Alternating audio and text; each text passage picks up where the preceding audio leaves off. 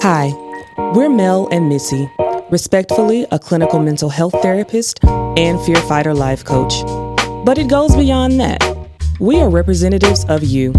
Trashed It is a brand that helps women focus on their next level of freedom by getting rid of the emotional garbage in their lives, whether it's toxic relationships, thought patterns, stigmas, etc.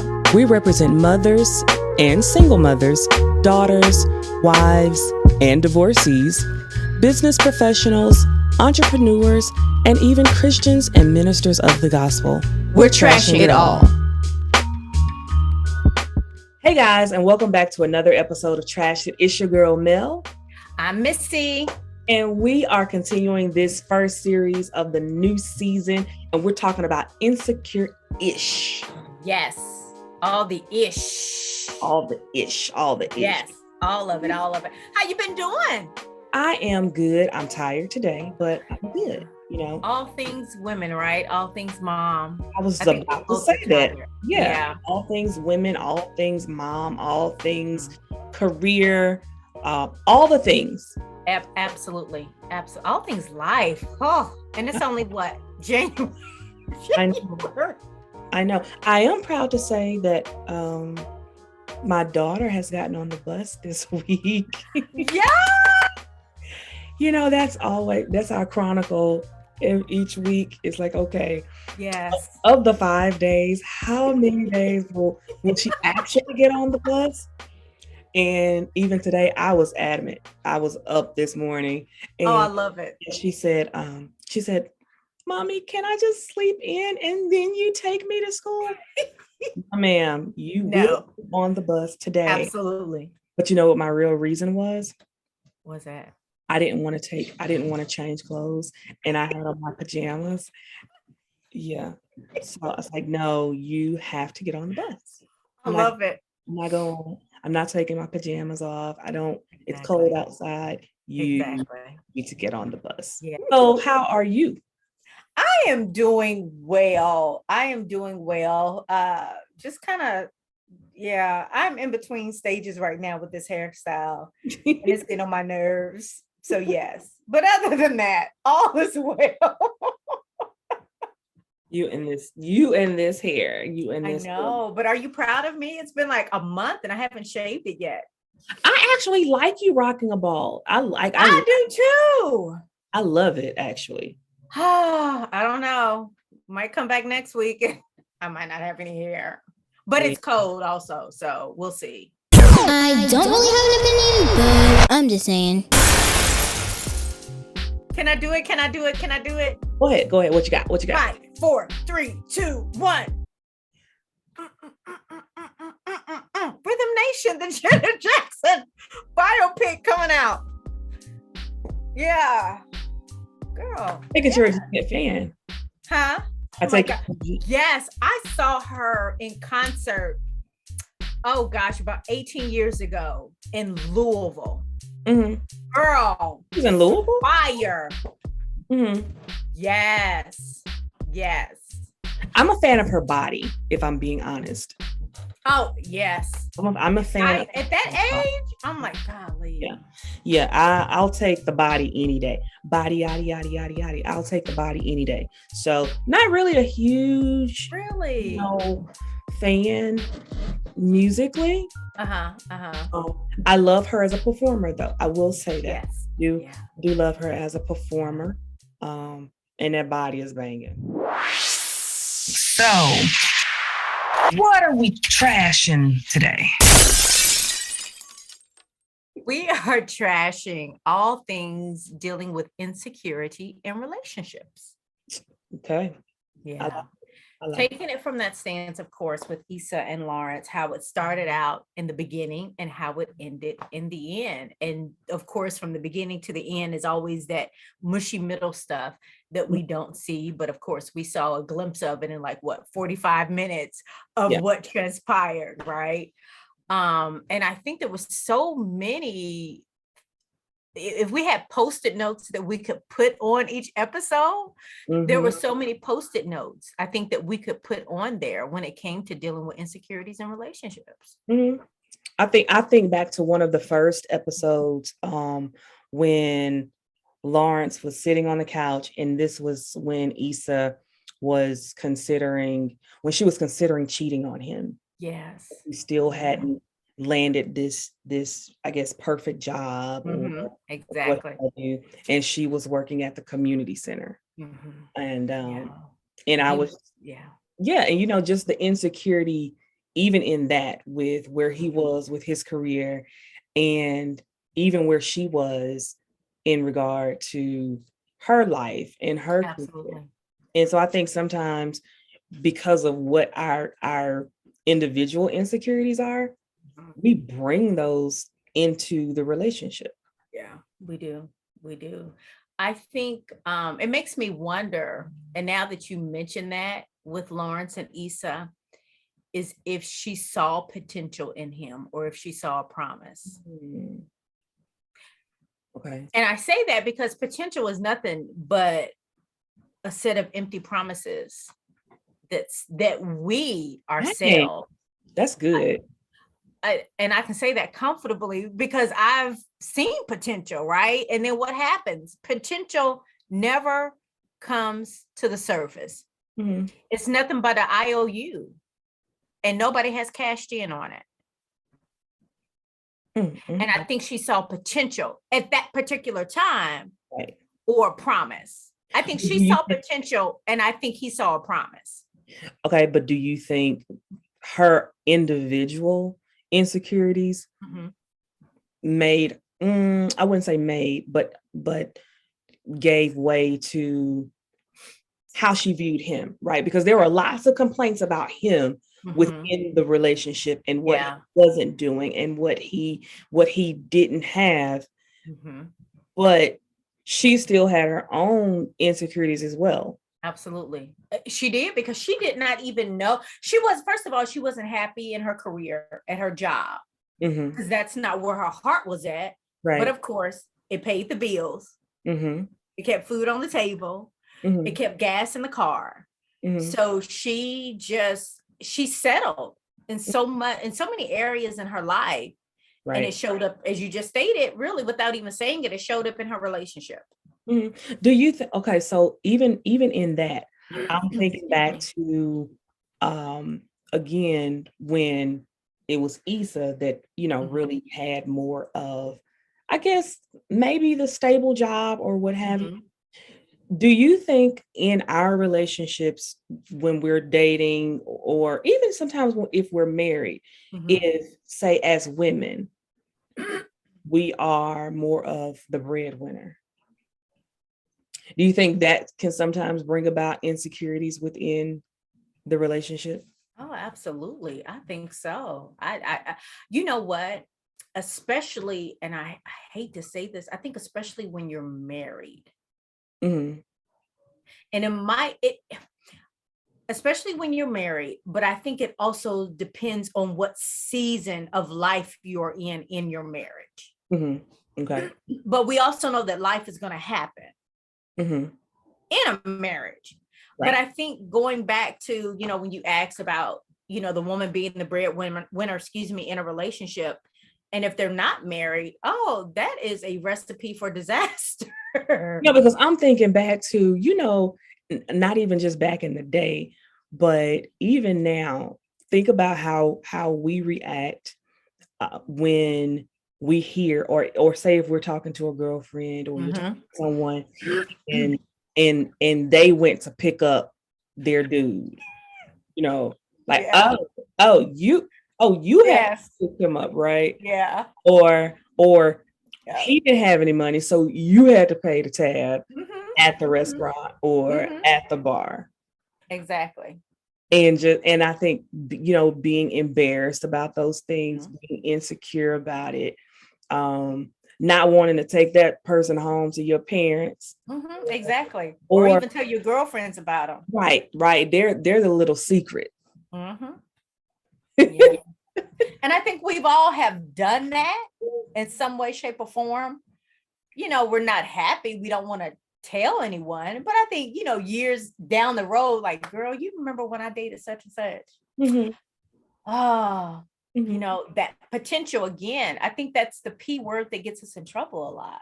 because we see the potential, but sometimes the potential just fades away. And is it because that we continue to pick up the tab, that we continue to let you borrow the car while I'm going to work? You know, your car's been on 2 flats and a brick for about 6 months now. You know, those type of things. Does it really feed the individual's insecurity?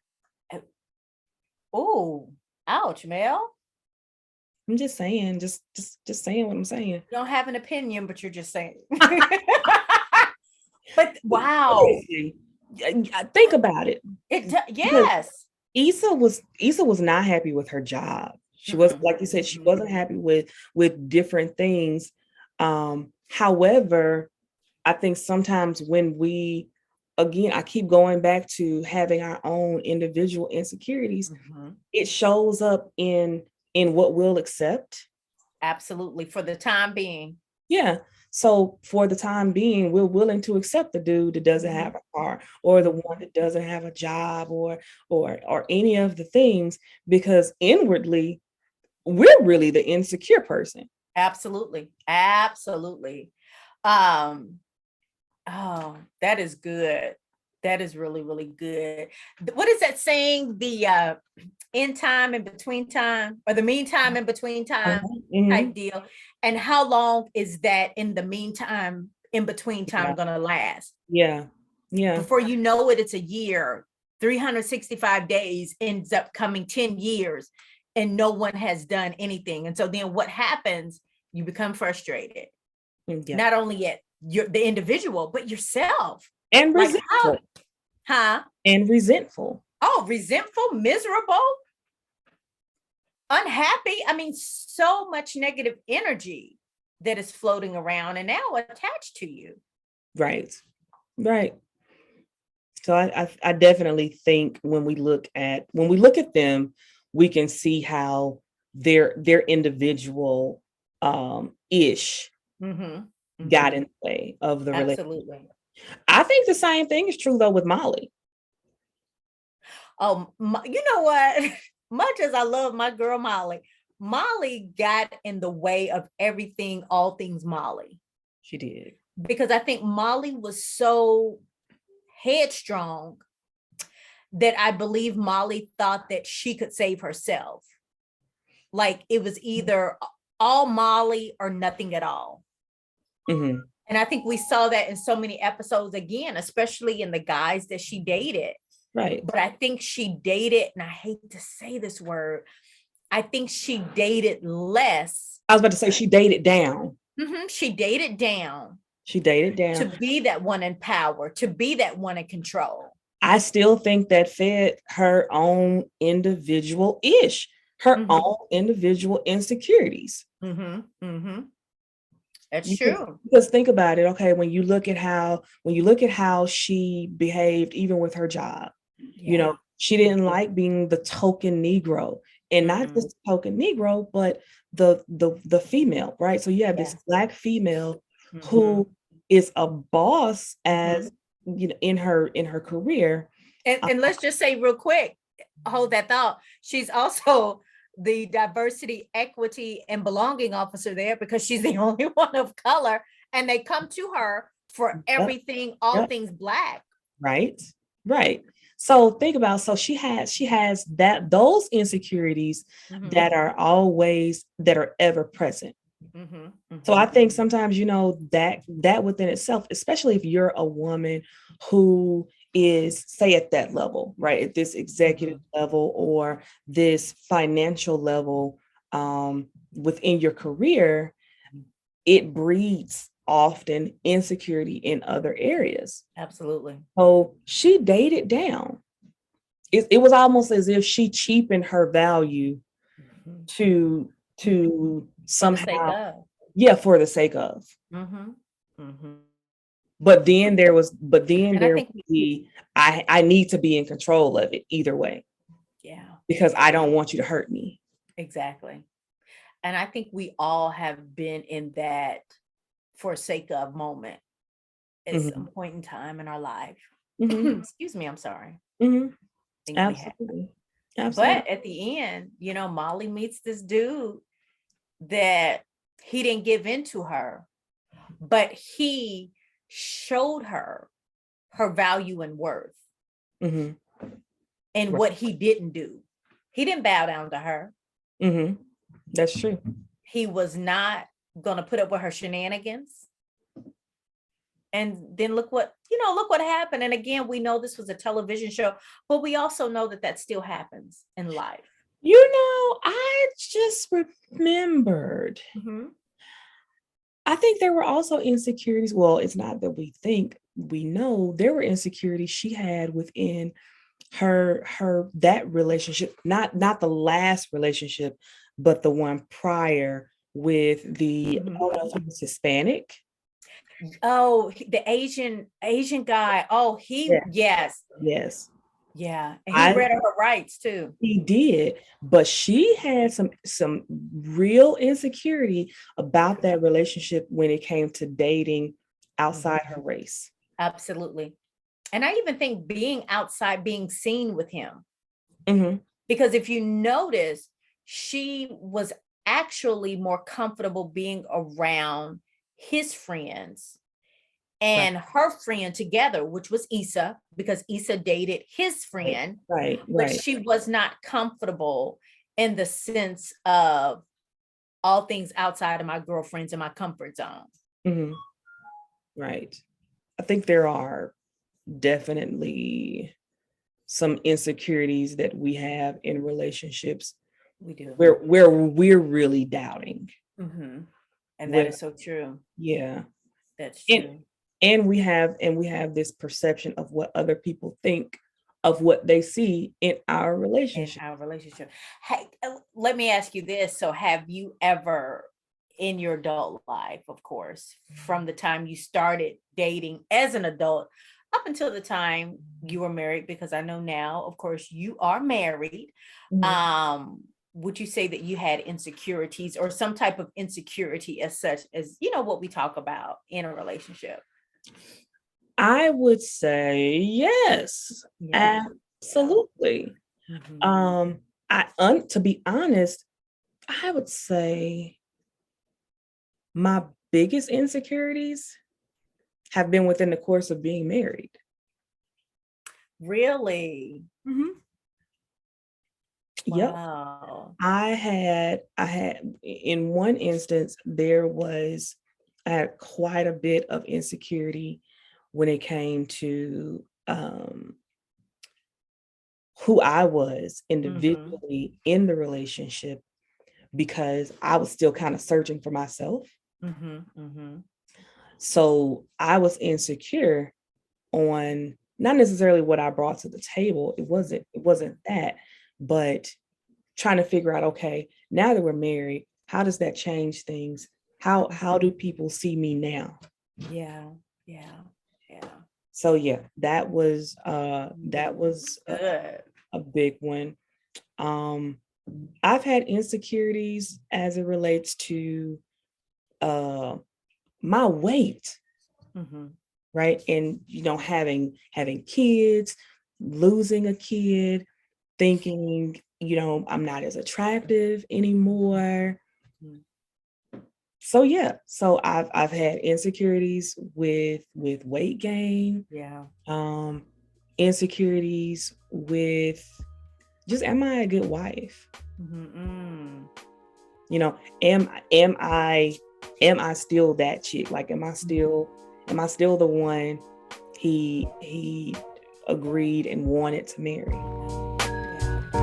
Are you interested in becoming a sponsor of the show, or have topic suggestions you'd like for us to trash? If so, email at wetrashedit@gmail.com. So there have been a ton. And for anyone who knows my life personally, I think there are often insecurities in relationships where at least one person in the relationship has a career field that it thrives on public attention. Right? Ouch. Yeah. So because I'm married to a creative, there's no getting away. There's no getting away from groupies. There's no getting away from people who are just trying to be in our space. Yeah, exactly. There's no getting around the women. Yeah.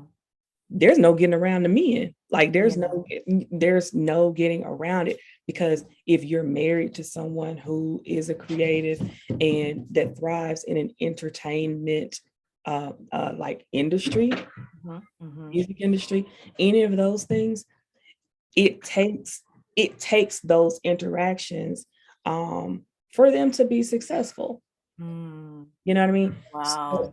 So I would say in the course of the relationship, even just dealing with being the wife of a creative, whether it was a club setting or a secular, world setting, or if it was or the church, let me tell you, because the hussies come out of church, but because the hussies come out of church too. Say what? The hussies come out of church too. Wow, but that's true. But yes, because they see power. Right, they see power. It's attractive, and it draws people. Oh, absolutely. So yeah, lots of insecurities within relationships.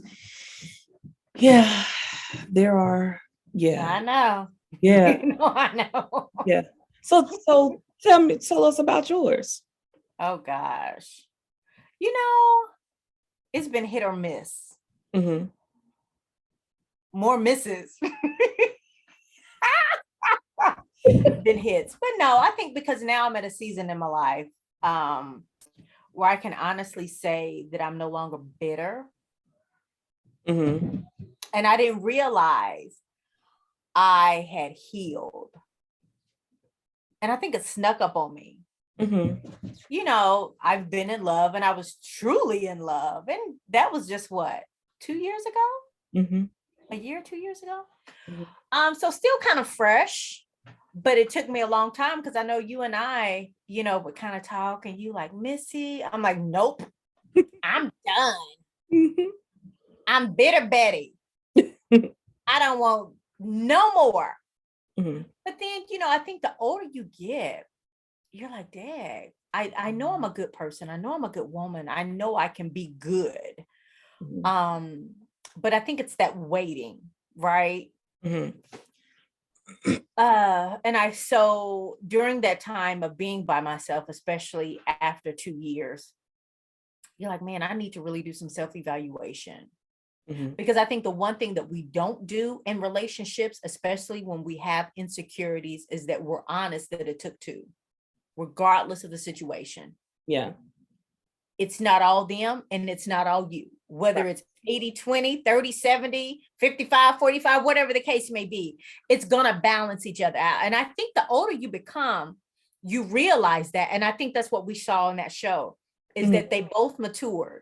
That life happened in between all the mushy middle stuff, right? Life happened. And you have to get to a point, because I realized even in myself, I could no longer hang on to being bitter. For what? That was going to do nothing but prolong my time. Right. And make you insecure. And make me insecure. Absolutely. Absolutely. And so now, walking in that freeness and wholeness, I think being single at a woman in her 50s, and crazy thing, I've read articles about it in my 30s. I'm like, oh my gosh, like, why is it such a big deal? I see why it's a big deal now. Because insecurity can truly creep in on you, and it can come in on you silently. And before you know it, you haven't worked on it. Yeah. You just know how do we say it? You just feel some type way. Exactly. Right? Exactly. And so yes. And I think that middle part of that mushy stuff is when we can work on the insecurity, You stated yourself, working on it.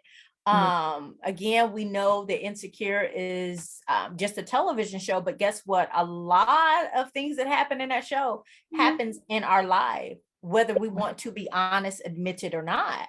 But just, you know what? I think we have to get over the fact of being insecure and that we can't be sensitive to being insecure. Okay.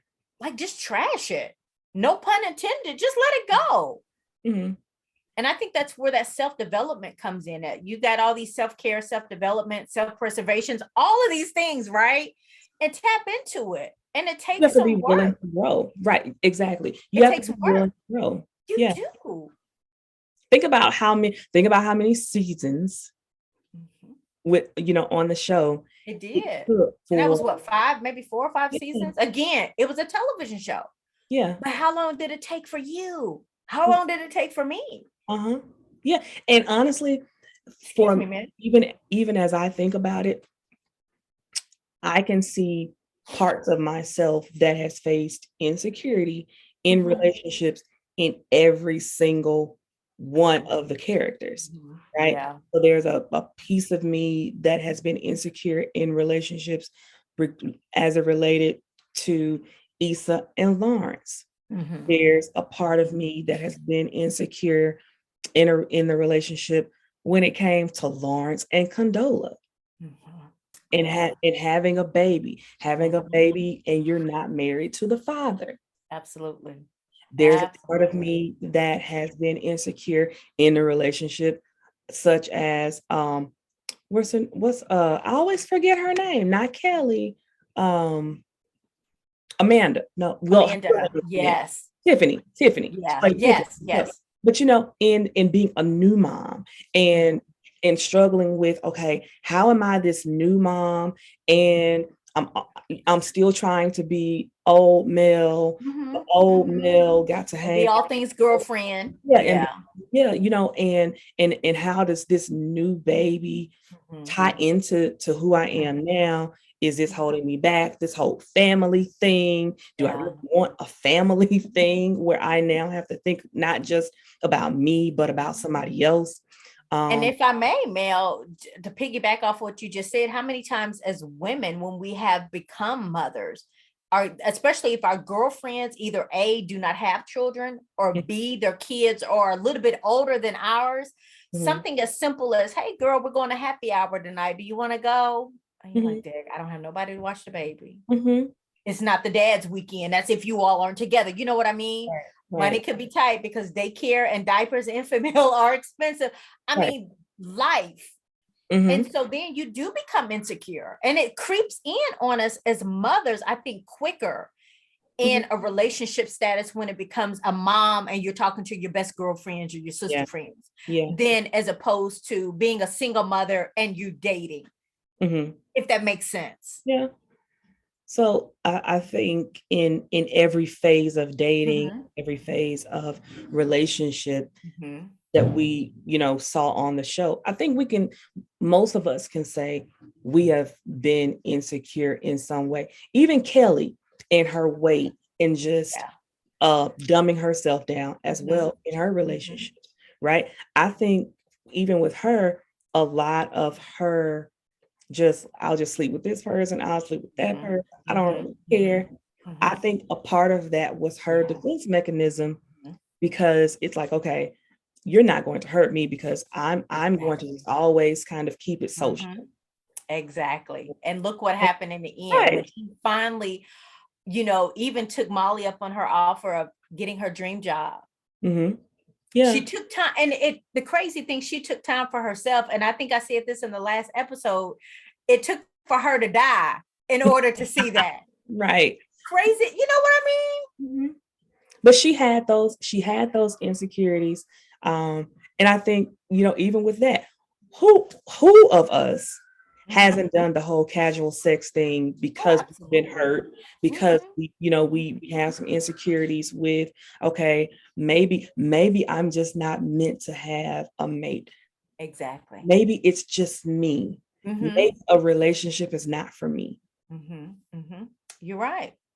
Maybe real love is not in the cards for me. Mm-hmm. Everybody else is getting married. Everybody else is getting, everybody else is ... Mm-hmm. Yeah. And I think now is a time, especially as women, for us to truly get to that point and finding strength within ourselves to trash that stigma of it. Absolutely. Absolutely. And I think the same theme we tend to keep sticking with is, even when there are insecurities, no matter what part of life it's in, whether it's in our co-parenting, whether it's in our relationships, if it's in our careers, whatever, the most important thing is to recognize the insecurities and be willing to work on it.